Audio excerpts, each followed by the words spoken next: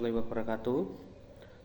Berikut saya sampaikan video ulasan untuk diunggah ke YouTube guna memenuhi mata kuliah PKN dosen pengampu Ibu Nanda. Film yang saya ambil adalah film Home Sweet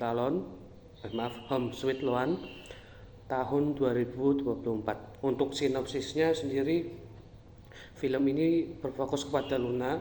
Dia menjelaskan atau menggambarkan cerita sebagai wanita karir dengan gaji pas-pasan dan hidup dengan keluarga besar, bahkan sampai kakak ipar di satu rumah. Untuk permasalahannya sendiri lebih ke fokus kepada keuangan.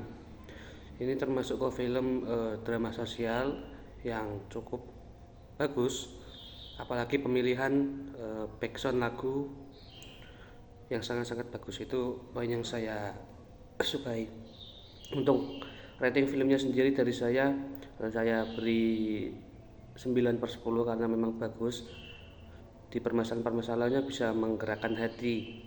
Untuk sila-sila yang ada, seperti sila pertama, ketuhanan yang Maha Esa, sebenarnya tidak dijelaskan secara eksplisit, tetapi ada beberapa bagian seperti ketika Luna menjelaskan kalau tempat yang ditinggali atau waktu dia dipindah ke kamar pembantu itu untuk tempat sholat saja tidak cukup. Tidak dijelaskan secara eksplisit tentang religius. Yang kedua adalah kemanusiaan yang adil dan beradab.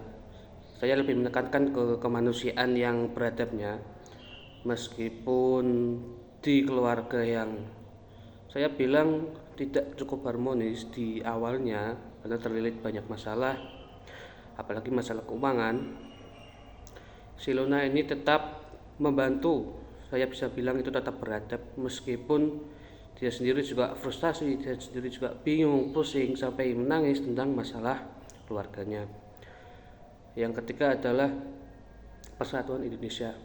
Saya lebih menekankan ke persatuan di keluarganya, meskipun awalnya keluarga ini sebenarnya dibilang cukup harmonis, tapi di pertengahan film ketika sudah berhutang ke sana, sudah berhutang ke sini, sudah bingung nyari rumah digadai, ini keluarganya hampir pecah, apalagi ketika Luna pindah atau kabur dari rumah. Meskipun di ending film sudah pisah semua, sudah ke kontrakan, kakak iparnya, kakak satunya sudah ke kontrakan, orang tuanya juga sudah pindah rumah baru, rumah lamanya rumah lamanya dijual, hingga berujung ke ending yang bahagia. Yang keempat adalah kerakyatan. Di sini lebih ke menonjolkan ke musyawarah antara keluarganya, meskipun di beberapa bagian itu tidak melibatkan Luna. Contohnya ketika kakaknya menggadaikan sertifikat rumahnya, sertifikat tanah, tanpa persetujuan Luna untuk digunakan pinjol atau digunakan sebagai jaminan pinjol, yang mengakibatkan Luna pindah dari rumah.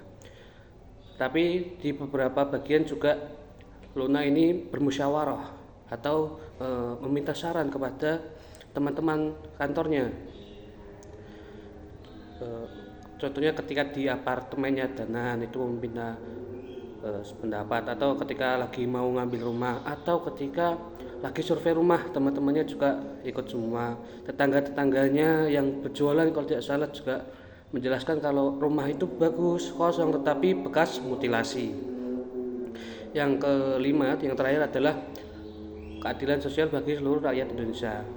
Ini sebenarnya lebih ke permasalahan di mana gaji yang pas-pasan, generasi senior ini susah untuk mendapatkan rumah, susah untuk mendapatkan hunian. Ini menunjukkan berapa ketimpangan ekonomi yang terjadi di Indonesia. Yang terakhir adalah pelajaran apa yang dapat diambil. Yang pertama menurut saya adalah kesabaran dari Luna sendiri. Itu adalah poin yang paling penting. Dia tidak stres, dia tidak mungkin bisa bunuh diri ataupun itu, padahal bisa saja untungnya dia tidak menggunakan itu, dia masih punya teman, dia masih punya Spotify yang bisa didengarkan. Mungkin cukup itu saja, karena sebenarnya ini film sangat bagus teman-teman atau guru. Ini Gunanda, ini filmnya sangat bagus sekali. Sudah sih saya cukupkan, terima kasih.